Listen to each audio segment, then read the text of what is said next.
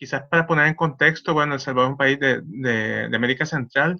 Somos uno de los países más densamente poblados de América Latina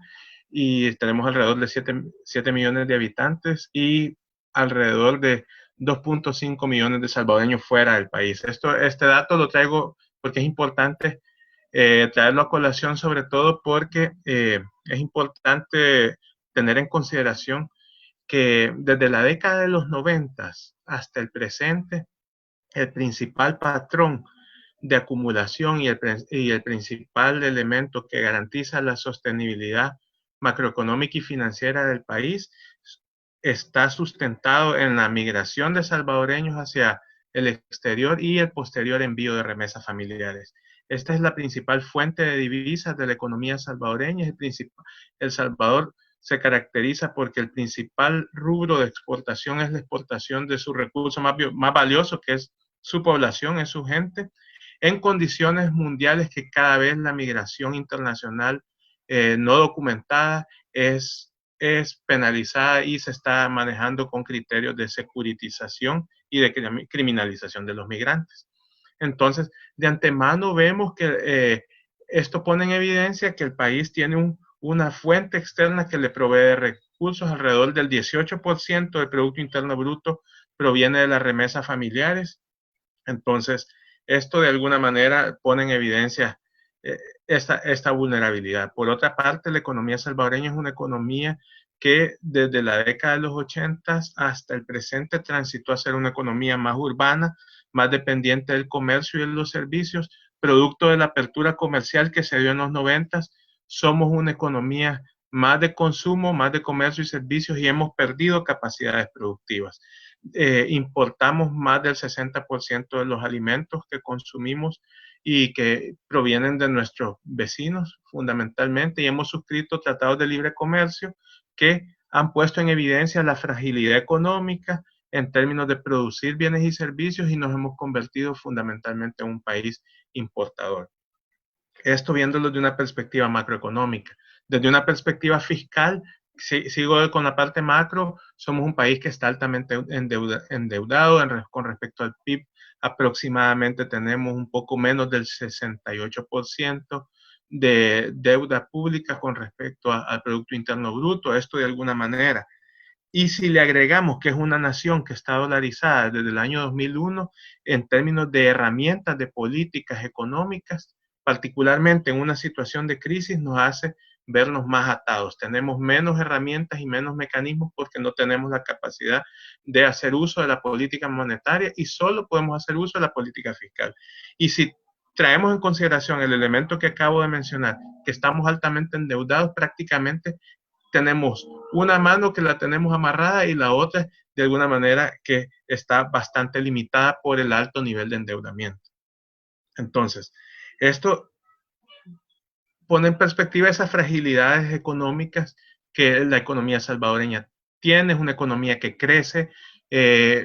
a tasas muy bajas, menos del 2% del Producto Interno Bruto.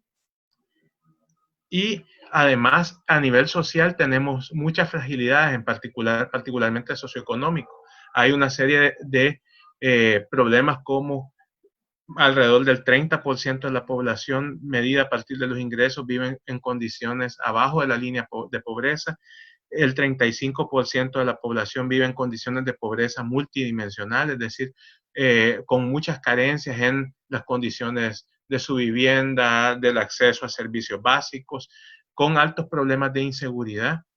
con problemas de seguridad alimentaria, con servicios de salud fragmentados, es decir, tenemos alrededor de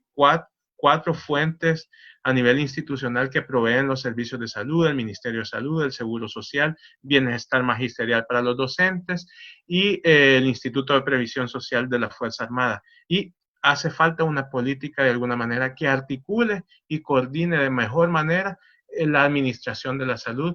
donde todavía hemos avanzado en lo que es el acceso a la cobertura en la salud, pero hace falta mejorar el equipamiento de medicamentos, de tecnología y de condiciones para el personal médico del país. Esa es la situación del país antes de alguna manera, tratando de hacer un resumen muy, muy rápido de la situación de El Salvador antes de la emergencia o de la incidencia de la pandemia.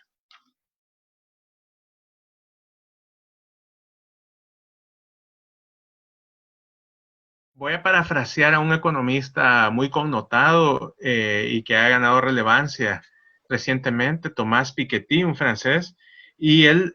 en una entrevista que dio recientemente en medios televisivos franceses decía lo siguiente: el COVID-19 es el árbol, un árbol, imagínense, imaginémonos un árbol ancho que nos tapa, nos quita la visibilidad, que nos está tapando, por una parte, la existencia de un bosque o de una selva. Entonces, pero en la medida que nos aproximamos al árbol, vemos que no solo es ese árbol, sino que nos pone en evidencia la existencia de un bosque o una selva. ¿Qué quiero decir con esto? Que detrás del COVID-19 nos pone en evidencia esta situación, la crisis, y pone de alguna manera en perspectiva la fragilidad y las debilidades estructurales a nivel económico y social que tiene El Salvador. Es decir, ningún país estaba preparado para la existencia de la pandemia, pero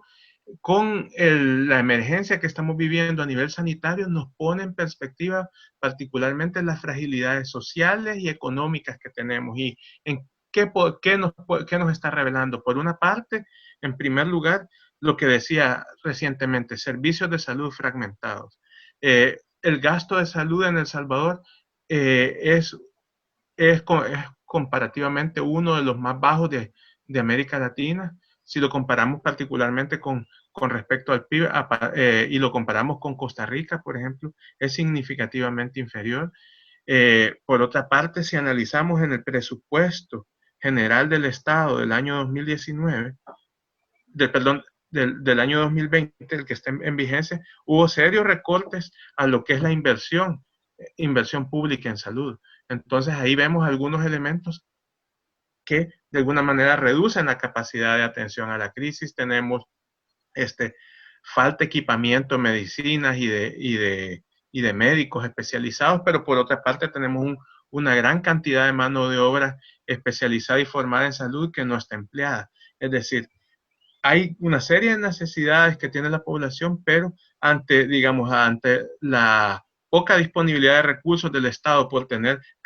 una capacidad fiscal tan débil, no nos permite atender toda la serie de problemas estructurales que tiene El Salvador en materia de salud pública, pero también los problemas emergentes que tiene el país. Eso. ¿Qué otro elemento nos revela el COVID? Bueno, por otra parte, nos pone en evidencia las amplias desigualdades de carácter social y económico que existen en el país. Particularmente, bueno, actualmente en muchos países, y El Salvador no es la excepción, estamos atravesando como una medida de política pública la cuarentena domiciliar. Pero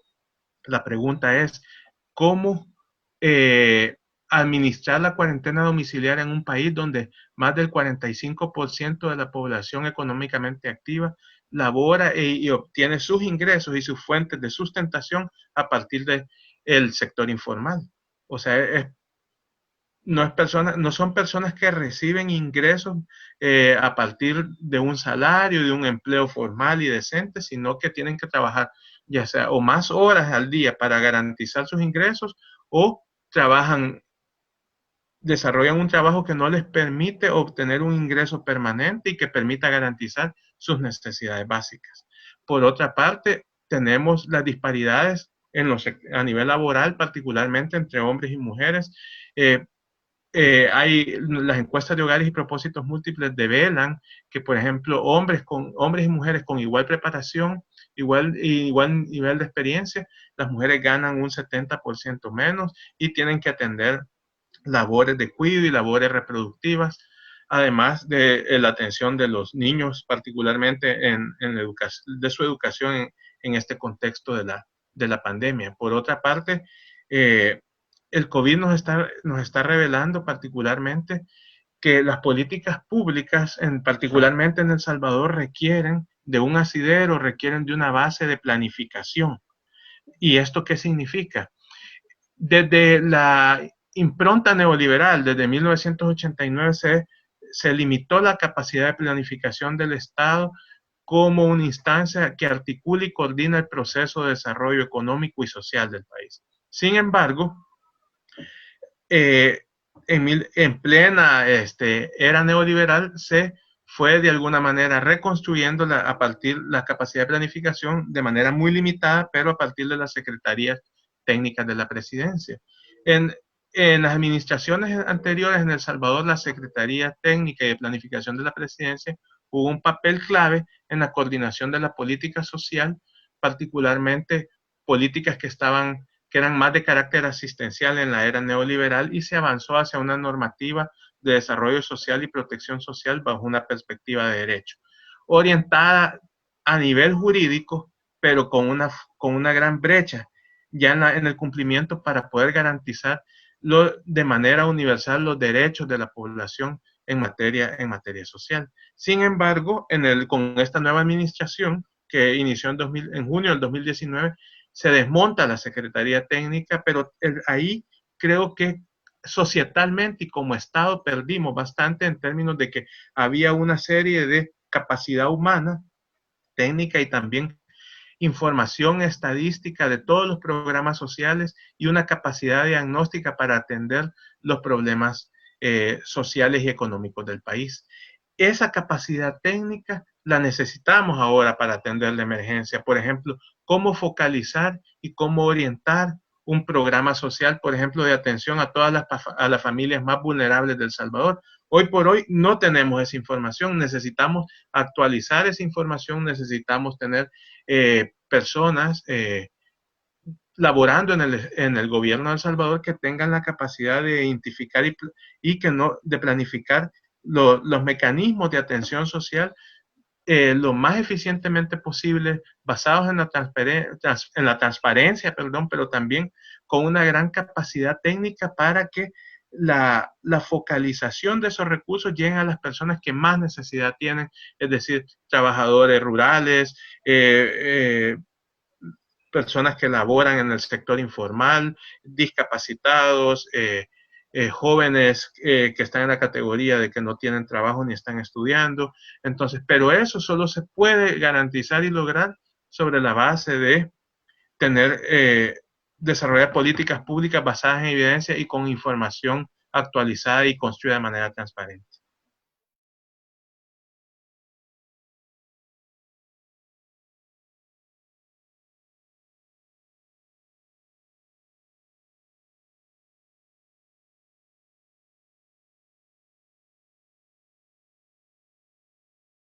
A fuerza de ser sincero, con bastante preocupación, particularmente porque la administración de la crisis sanitaria, sin ser especialista, creo que se ha manejado bastante bien sobre la base de la experiencia que están implementando otros países,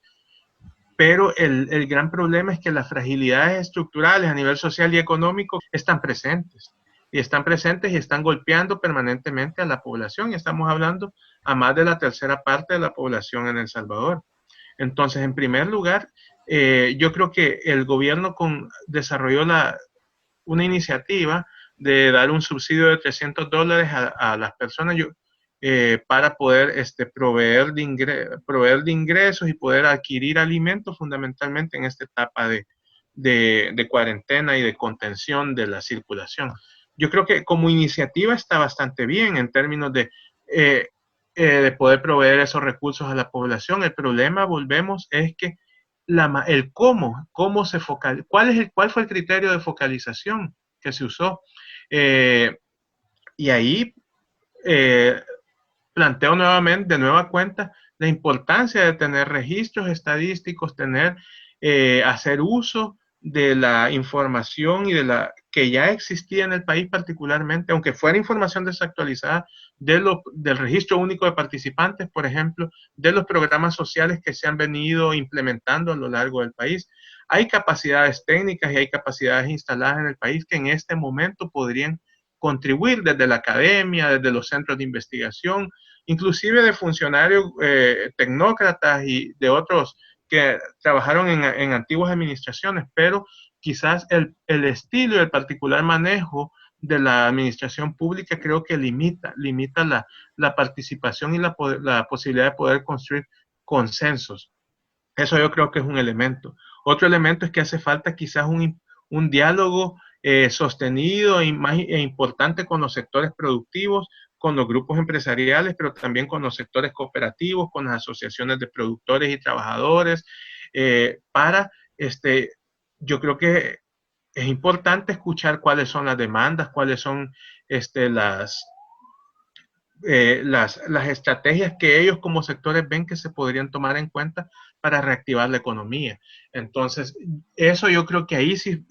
estamos bastante rezagados. Yo creo que ya debería de haberse elaborado una estrategia de reactivación económica, una estrategia, digamos, gradual de cómo ir retornando a la actividad productiva, no priorizando que ahorita lo más importante es la economía, sino que es tomando en cuenta que hay una serie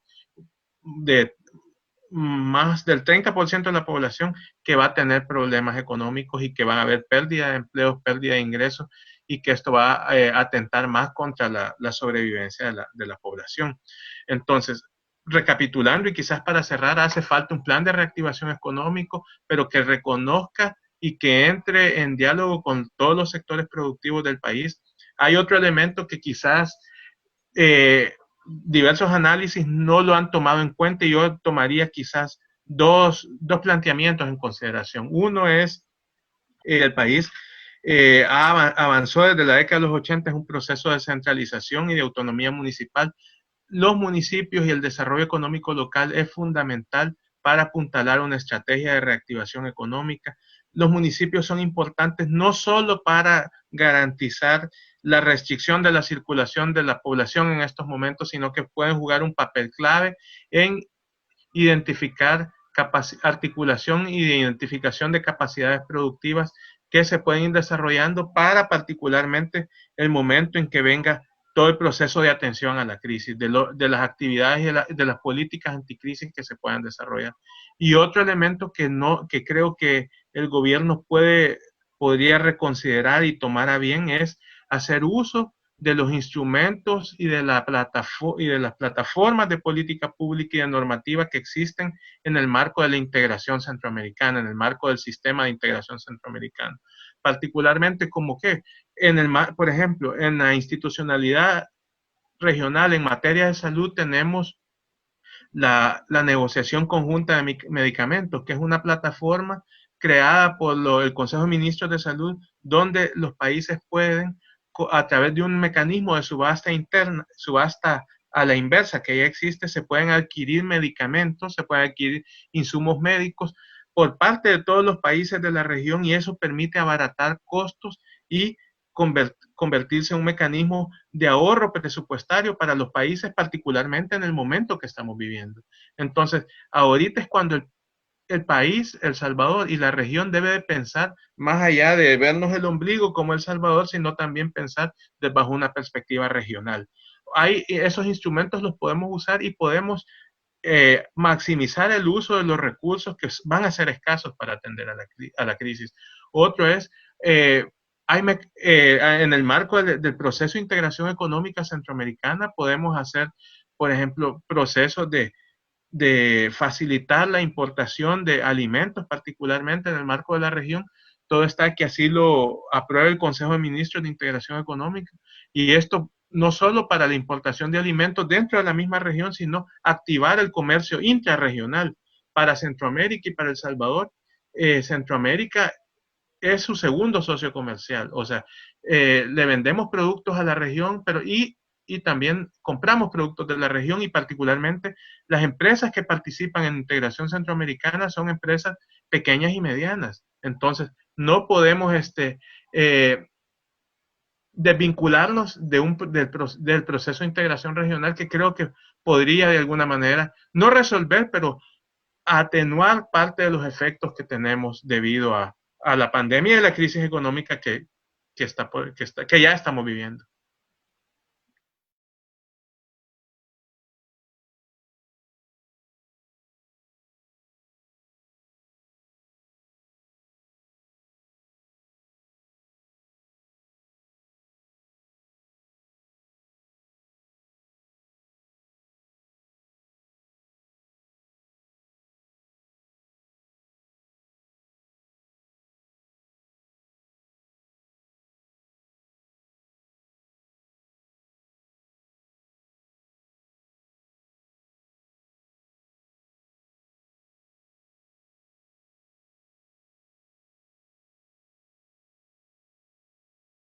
quizás poniéndonos en los zapatos de los hacedores, de las personas que están en el gobierno, por ejemplo, de entrada quizás para atender la emergencia, las políticas de corto plazo, lo que deberían de buscar es tratar de estimular la demanda agregada. Y eso de entrada, bajo una perspectiva keynesiana, que implicaría es desarrollar políticas anticíclicas. Es decir, lo peor que podemos hacer es ahorita hacer programas de ajuste fiscal, como estaba planteando, por ejemplo, el Fondo Monetario Internacional, porque es obvio que el déficit fiscal va a crecer, pero en este momento lo que necesitamos es buscar que el aminorar la curva, pero la curva recesiva en la que vamos a entrar. Entonces eso implica, por un lado, facilitar políticas de financiamiento para el sector privado, para los pequeños empresarios, para los microempresarios, pero también el Estado jugar un papel de estabilizador automático para revertir el efecto del shock que vamos a tener, y eso implica hacer obra pública, infraestructura, generar empleo, pero algo que es fundamental es la transparencia en el uso de los recursos, o sea, mejorar la calidad del gasto, ser transparentes. Lo otro, ahorita es el momento de pensar en tratar de ir progresivamente garantizando la universalidad del acceso a los servicios básicos a las poblaciones más vulnerables del país. Entonces, esto de alguna manera nos va a ir estableciendo unos desafíos de carácter fiscales y presupuestarios que va de entrada. Tenemos que mejorar la administración tributaria, es decir, mejorar la eficiencia en la recaudación, también pensar en qué tipo de fiscalidad queremos construir. O sea, si queremos que otro shock y otra crisis nos golpee, entonces nos plantea la necesidad de reestructurar la fiscalidad, o sea, una fiscalidad del siglo XXI, ya que vamos a cumplir 200 años de existencia como república, implica, si queremos una población calificada, que eso implica de alguna manera dotar de más recursos al Estado, y eso implicaría pensar hay una serie de impuestos y de tributos que no se han implementado en el país, particularmente el impuesto predial, el impuesto al patrimonio, este, combatir la evasión y la elusión fiscal. Esto definitivamente que se requieren recursos para la necesidad de cambiar la arquitectura institucional de las políticas públicas en el país. Otro elemento que nos va a llevar quizás a pensar es a nivel productivo, tenemos que el país no tiene una estrategia de crecimiento ni de desarrollo que garantice empleo decente. Eso hay que pensarlo, y hay que pensar los mecanismos de incentivos que se han dado, revisarlos y a la larga ver si esos mecanismos de incentivos han ido cumpliendo con la meta de generación de empleo. Porque uno de los problemas fundamentales que El Salvador tiene es incapacidad estructural de generar empleo decente para su población, y por eso es que tenemos los flujos de migración internacional que se dan del país, a pesar de las restricciones y los peligros que enfrentan los salvadoreños y los centroamericanos en su destino a los países donde buscan estas nuevas alternativas de vida.